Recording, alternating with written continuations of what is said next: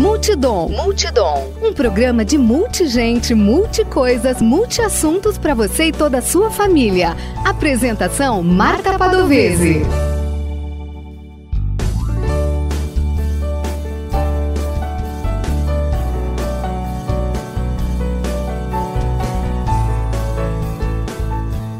Olá! Eu sou Marta Padovese e apresento o programa Multidom na Rádio Webdom.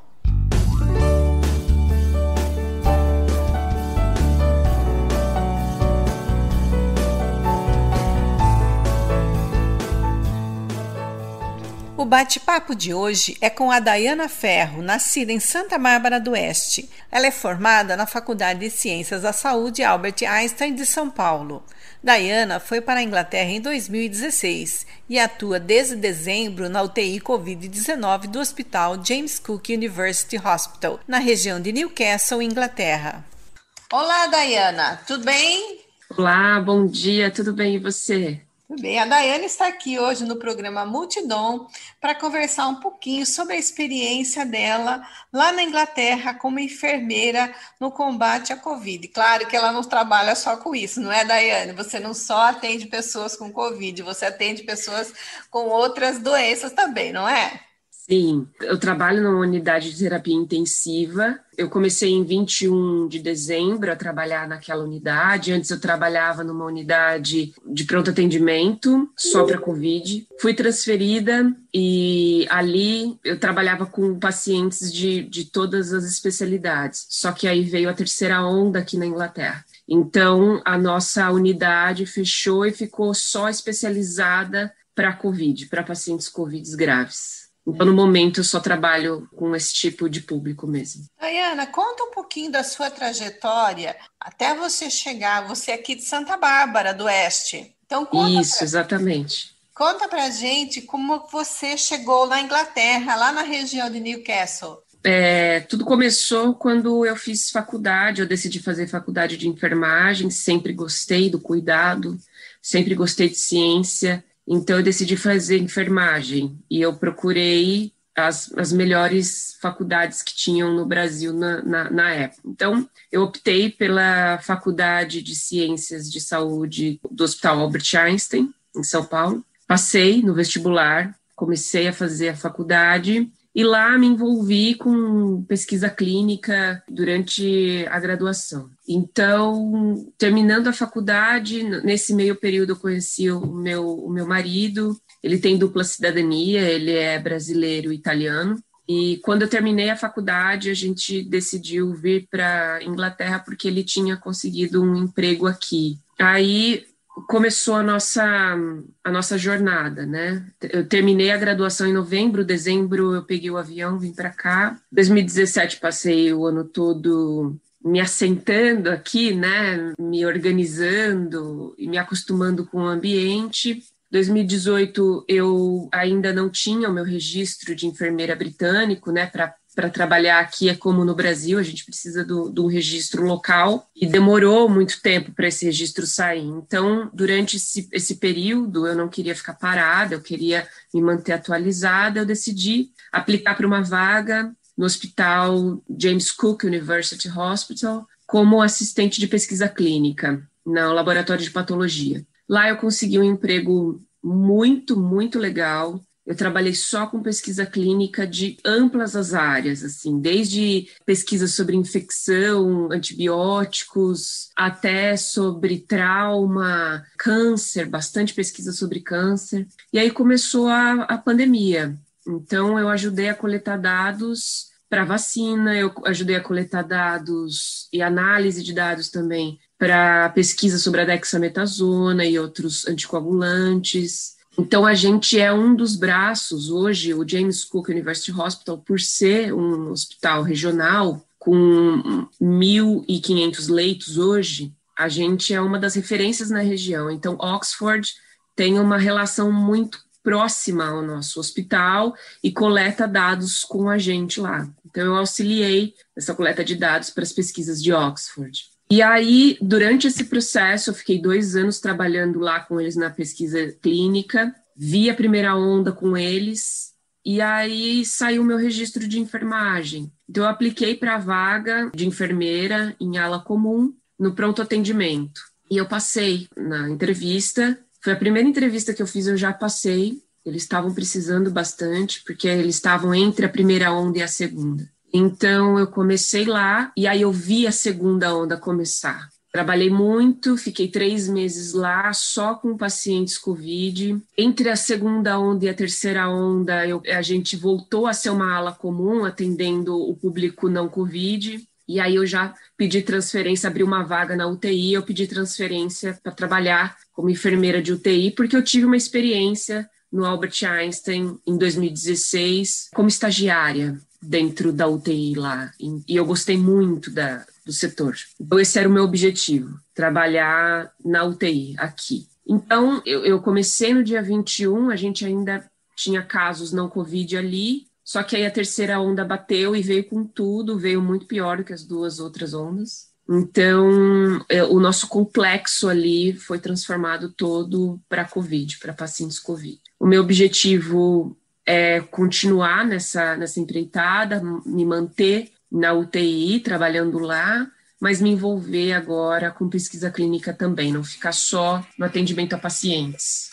Como é que está a situação dos leitos de UTI no Hospital James Cook? Bom, assim, para as pessoas entenderem, as pessoas que não trabalham numa UTI entenderem, o fluxo de pacientes é muito grande. Então, por exemplo, tem uma tarde que um leito fica vago, daí já entra um paciente, mas o que eu posso dizer, no geral, a gente está trabalhando com a capacidade máxima. Nos dias que eu estava trabalhando, agora eu peguei uma semana de férias, mas no último dia que eu trabalhei na sexta-feira, a gente teve que fazer transferência de pacientes porque a gente não tinha mais leito. A gente tem 50 leitos de unidade intensiva, né? E a gente está com 20 leitos para Covid. O Reino Unido, ele tem um sistema único de saúde e é integrado. Então, a gente tem essa possibilidade de ter essa conversa entre outros hospitais e esse manejo de transporte e transferência de pacientes. Então, a gente consegue contactar Newcastle, o hospital de Newcastle, se precisar, e transferir esses pacientes para lá. Quando a gente não tem nenhuma vaga na UTI, esses pacientes eles ficam no leito em ala comum, na ala que eu estava trabalhando antes, e eles recebem a visita das enfermeiras especializadas em cuidados críticos e médicos de cuidados críticos. Então, eles vão até o leito, à beira-leito, e fazem todos os cuidados. Ali eles podem até receber a ventilação não invasiva, que a gente chama, né? Que é aquela máscara que joga o ar com alto fluxo para o paciente. Então, a gente tem ainda essa retaguarda das alas comuns que podem atender o paciente que está se deteriorando e ficando em situação mais crítica. Quando o paciente é entubado, aí a gente não tem como manter eles nas alas. E aí a gente precisa mesmo encaminhá-los para a UTI, seja ela local ou externa. E aí o paciente é transferido ou de helicóptero ou de ambulância terrestre mesmo.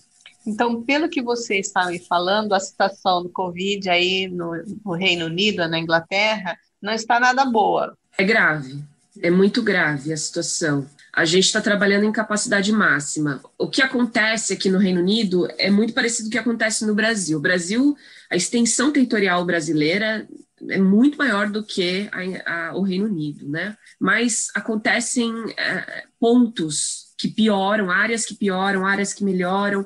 Então, a gente tem essa dinâmica da pandemia, que é uma dinâmica natural da doença. Mas na minha região, hoje, o que eu posso dizer é que a gente está trabalhando em capacidade máxima. Tiveram momentos que a gente converteu o centro cirúrgico em leitos para UTI. Então, a gente parou com as cirurgias eletivas, só ficamos com as cirurgias de emergência, de urgência e emergência, e seguramos aqueles leitos e transformamos aqueles leitos de unidade intensiva, com pacientes entubados.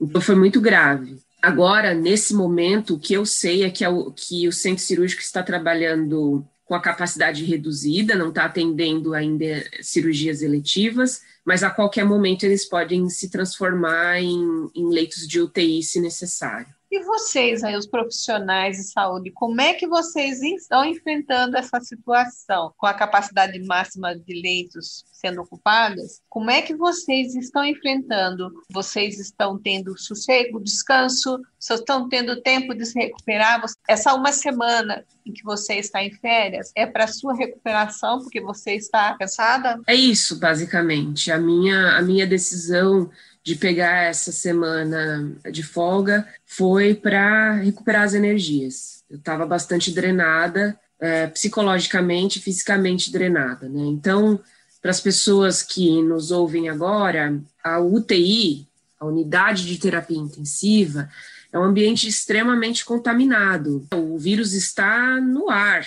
Então, a gente precisa de uma máscara específica, que é a N95. Ela é sufocante, ela não é uma máscara confortável para respirar. É difícil até de você entender o seu colega falando, porque abafa, você não consegue ver as expressões, você não consegue ler os lábios das pessoas, é muito difícil a comunicação.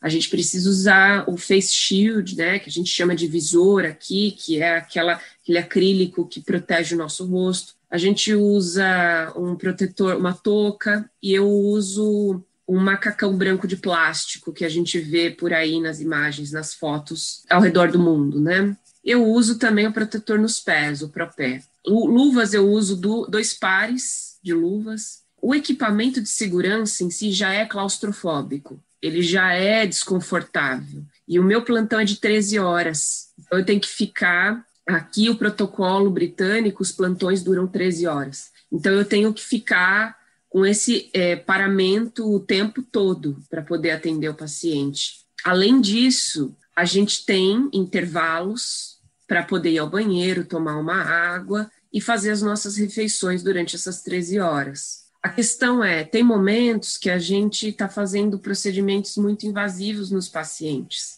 Aquele momento que você poderia falar, não, eu vou me desparamentar, vou sair, vou me higienizar, vou tomar água.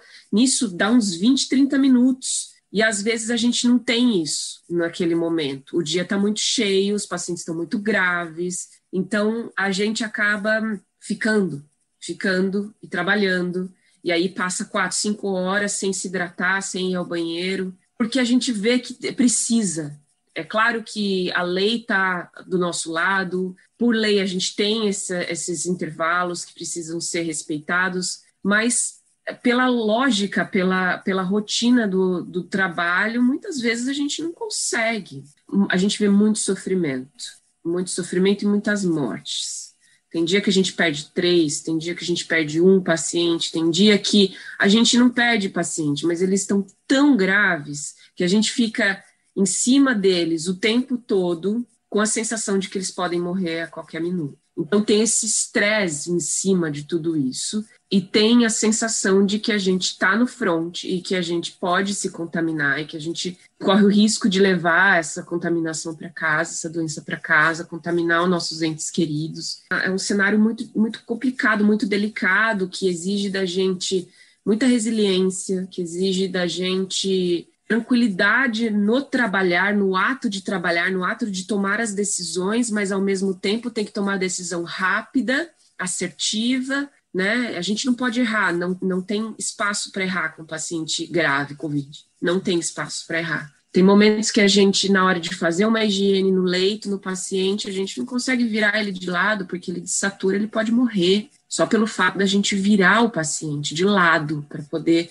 trocar uma fralda dele, por exemplo. É uma situação de extremo estresse físico e mental. Por isso eu decidi ficar uma semana em casa com a minha família, para poder retomar minhas energias e voltar renovada, para poder atender os pacientes de forma adequada. E a população, como é que ela enfrenta essa situação, Daiane? Bom, a população, pelo menos da região da qual eu moro aqui há 3 anos, né? A população da região, ela tem entendido muito bem o que está acontecendo. Eles usam máscara, eles higienizam as mãos antes de entrar nos supermercados. No momento, a gente está em total lockdown, só está aberto serviços essenciais, que são farmácias, mercados e hospitais, né? Os médicos, né? As UBSs daqui estão abertas para atender a população. Então, o que eu posso dizer é que, no geral, a população entende o que está acontecendo, eles respeitam, eles têm um orgulho muito grande do Sistema Único de Saúde daqui. Então, eles entendem que ficando em casa, além de salvar vidas, eles protegem o sistema de um colapso. E isso nos ajuda, porque a gente tem a população do nosso lado. Existem pessoas que negam, que não querem tomar vacina, existe, mas é uma porcentagem pequena, considerando a quantidade de pessoas que estão do nosso lado. Tiveram situações espontâneas das pessoas, porque aqui virou um símbolo de esperança, né? O arco-íris. Então, as crianças, elas pintam o arco-íris e colam nas janelas das casas e colocam o NHS, que são as siglas do Sistema Único de Saúde, como uma forma de demonstrar afeto, demonstrar respeito por nós que estamos no front. Então, a gente percebe que a população,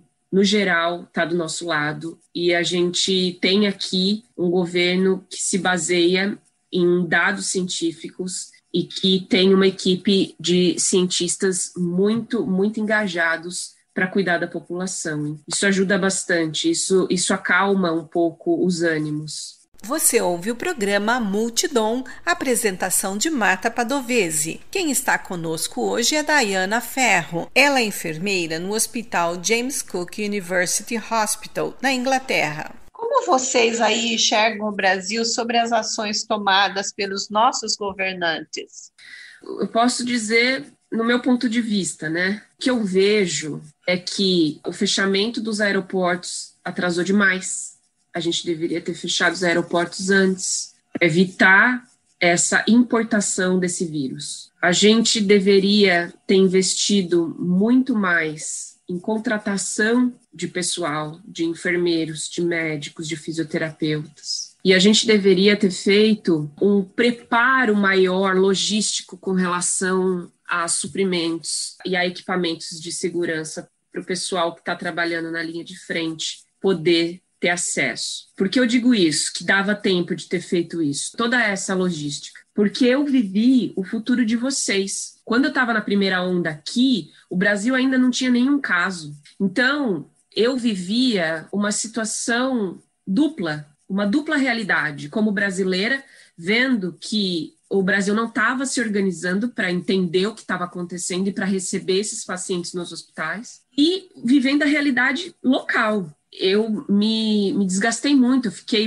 emocionalmente muito abalada em ver que não existia essa logística, essa organização do governo chamar especialistas no assunto, né? Infectologistas, epidemiologistas, enfermeiros, né, fisioterapeutas especializados na parte respiratória. Poderia ter sido evitado, essas 200 mil mortes poderiam, agora a gente está quase a 300 mil mortes, a gente poderia ter evitado a maior parte dessas mortes, só por questão de logística, só por uma organização prévia. A gente poderia ter colocado mais ventiladores em hospitais, a gente poderia ter ampliado mais leitos de UTI, a gente poderia ter ampliado mais leitos só de Covid em ala. Então, o que eu vejo é um conjunto proposital de desmonte do Sistema Único de Saúde. Isso é o que eu vejo. E a população brasileira, ela sempre dependeu do SUS. Mais de 70% da população brasileira sempre dependeu do SUS. E agora, mais do que nunca, a gente precisa que o SUS seja fortalecido e seja respeitado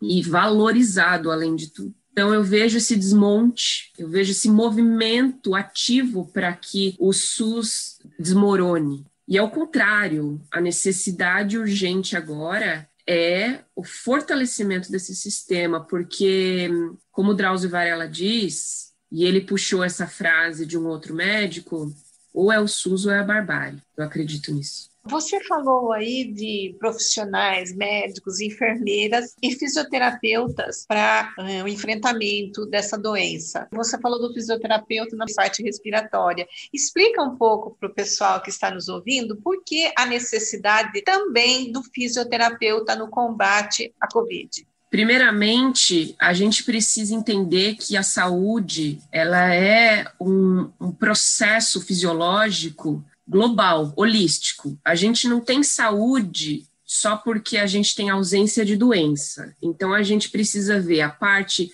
social dessa pessoa, a gente precisa ver a qualidade de trabalho dessa pessoa, a moradia dessa pessoa, a alimentação, os hábitos alimentares, os exercícios físicos que essa pessoa faz. E a gente também precisa ver se o organismo dela, se o corpo dela está saudável ou não, se tem a presença ou ausência de alguma doença ativa. Para isso, para a gente atender um paciente de uma forma holística, de uma forma completa, a gente precisa de não só o médico ou só o enfermeiro, a gente precisa de vários profissionais da saúde. Eu citei aqui o fisioterapeuta, mas assim, a gente precisa também de outras áreas. Eu posso dizer que o fisioterapeuta hoje está do nosso lado 24 horas por dia, porque é ele que auxilia o paciente a entender, o paciente acordado, a entender como é que ele pode respirar de uma forma melhor, para que os pulmões dele absorvam melhor esse oxigênio e consigam exalar melhor o gás carbônico, as trocas gasosas que o pulmão faz.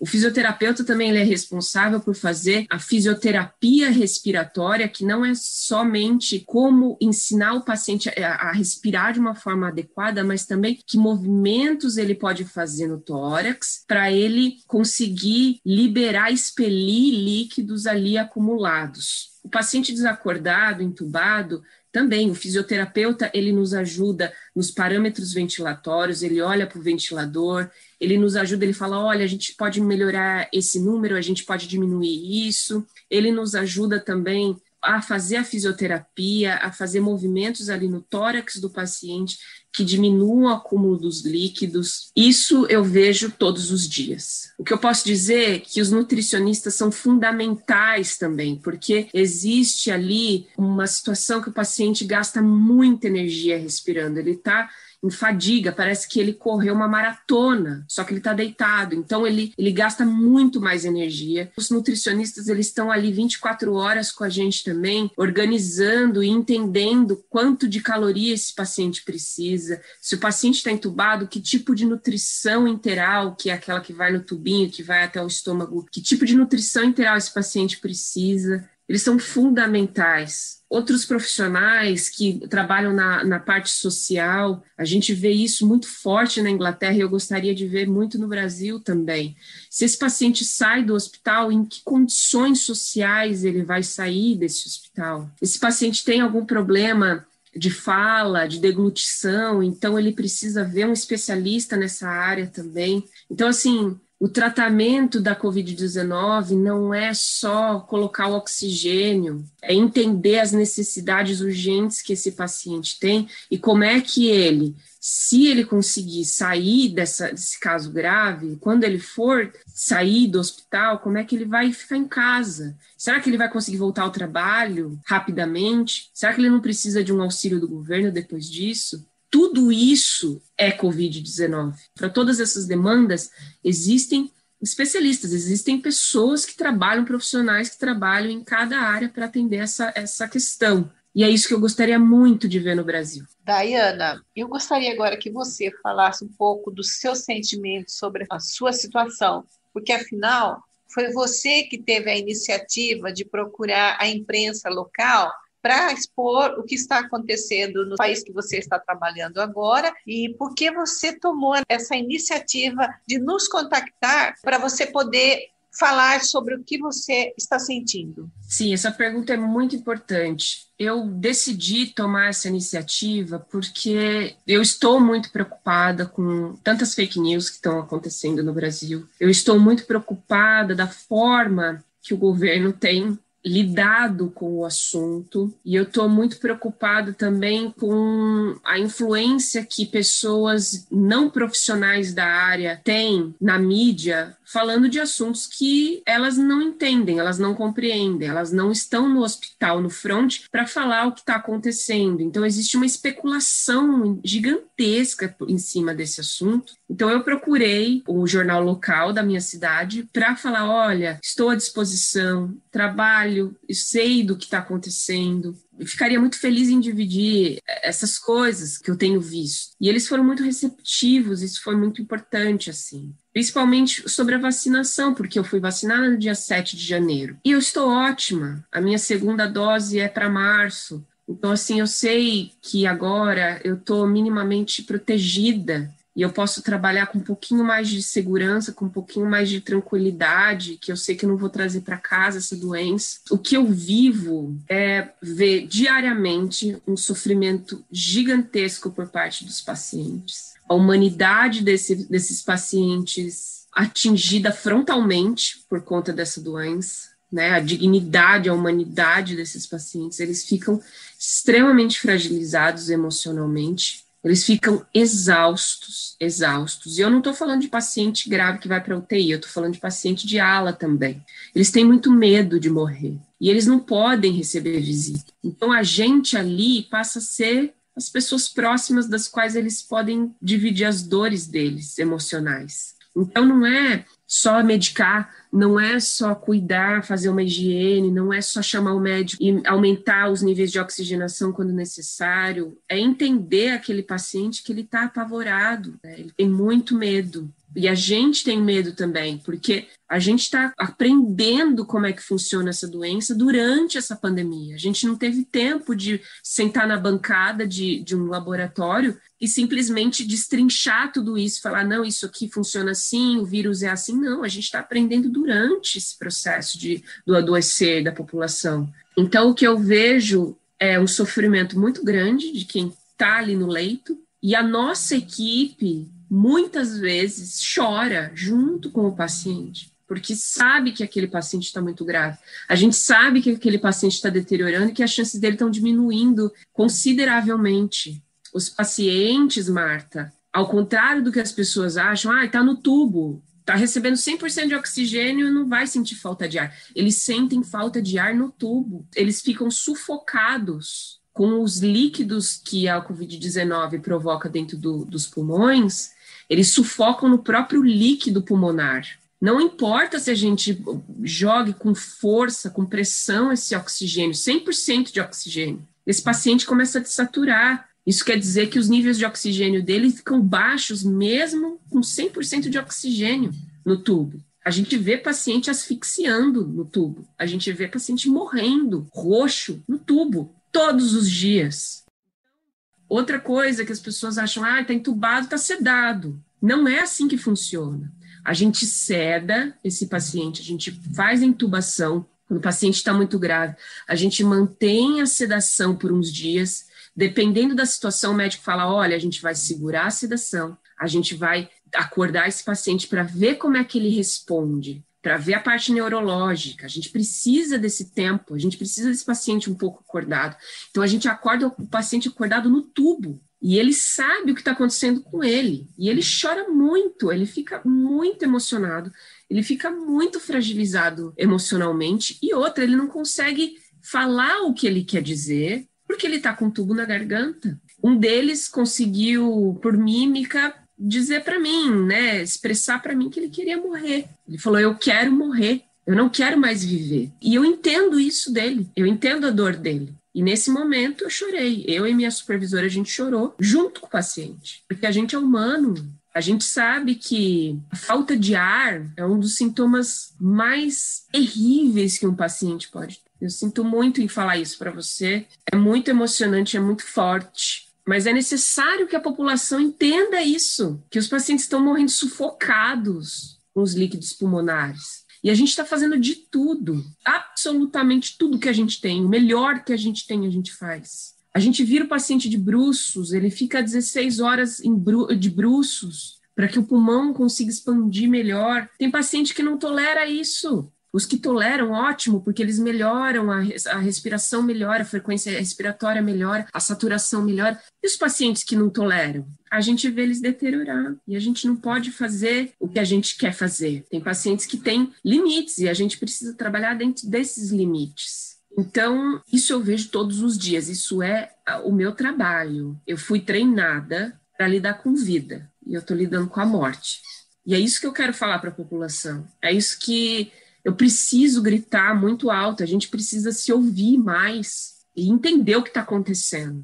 Mas é só 5% que fica doente, grave. Poxa, mas olha para esses 5%, não é um número, são pessoas, pode ser você, são pessoas que estão em agonia sem ar, morrendo sem ar. E as pessoas não sabem respirar, aliás, viu, Marta? Porque a gente explica para o paciente como respira de uma forma mais adequada. É uma loucura isso, como o dia a dia nos desloca para um lugar tão distante de nós mesmos. As pessoas não sabem respirar. A gente tem que ensinar o paciente a respirar.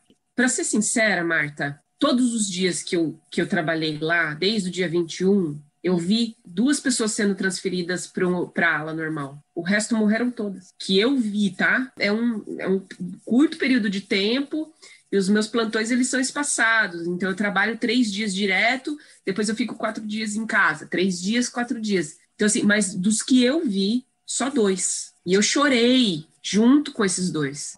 Eu falei, você tá indo para a ala. Você conseguiu. Vai para lá e vai com Deus. Já vi alguns vídeos da pessoa saindo e a enfermagem batendo palmas, né? Que a pessoa está saindo. Agora eu estou entendendo porque acontecem esses vídeos. É isso, porque a gente só vê morte, a gente só vê sofrimento, a pessoa deteriorando. E o paciente que está melhorando, você coloca todas as fichas dele, você fala, não, agora ele vai, agora ele sai do tubo, aí continua no CPAP, aí fica naquele CPAP, naquele ventilador lá, na máscara. Aí começa a melhorar. Não, agora vai. Aí quando ele melhora, a gente transfere ele para a ala comum até ele conseguir sair totalmente do oxigênio. Mas esse momento para a gente é goleada. É um momento, sim, de muita emoção. A gente segura a maca dele assim, levando ele assim com uma energia renovada de que a gente salvou sabe? A gente salvou um. Quando eu vi o que aconteceu em Manaus e agora no Pará, com a falta de oxigênio, eu senti a dor em mim. Eu sinto falta de ar junto com o paciente, porque pega a minha parte emocional. Eu começo a sentir falta de ar, de ver eles com falta de ar. E isso não sou só eu, são todos os trabalhadores da linha de frente. E a gente faz o que a gente pode, a gente dá o melhor da gente. Às vezes a gente chega lá exausto, põe um sorriso no rosto e fala, esse dia vai ser um pouco melhor. Mas o dia não é melhor, o dia às vezes é pior. Daiana, agradeço a sua disponibilidade de falar conosco aqui no Multidom. A Daiane, que é enfermeira James Cook University Hospital, falou um pouco conosco sobre o que está acontecendo lá na Inglaterra e como ela se sente como profissional de saúde enfrentando a Covid diariamente. Agradeço muito, Daiana. Foi muito emocionante o seu depoimento. Agradeço mesmo. E espero que você consiga se recuperar nesses poucos dias das suas pequenas férias. Muito obrigada, Marta, por esse momento, esse espaço. Eu quero agradecer demais a vocês, a equipe. E eu só gostaria de deixar um recado. Tomem a vacina, se protejam, usem máscaras quando precisar sair de casa. Não se aglomerem. A Covid-19 mata. A gente está passando em situações muito difíceis. Tenham resiliência, aguentem mais um pouco. Vamos mais um dia por vez. A gente vai conseguir sair dessa. Vamos acreditar na ciência, Marta. Vamos acreditar na ciência. Nós agradecemos a todos os envolvidos no combate à Covid-19 e agradecemos principalmente aqueles que todos os dias estão correndo riscos para cuidar dos doentes. Muito além de um salário no fim do mês, essas pessoas possuem um propósito maior: salvar vidas. Você, que por muitas vezes coloca as necessidades dos pacientes em primeiro lugar, que se compadece com o sofrimento humano, que festeja junto com a cura de alguém, agradecemos sua coragem e dedicação.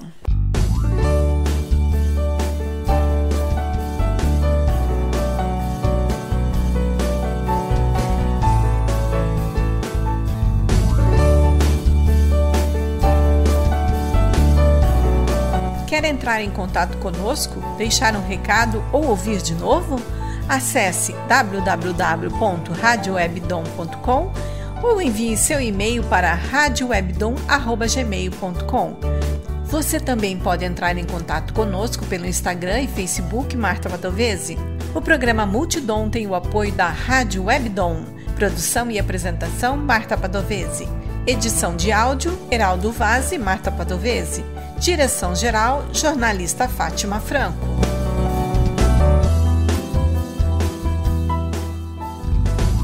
Você ouviu pela Rádio Web Dom o programa Multidom. Um programa para você e toda a sua família. Apresentação Marta Padovese.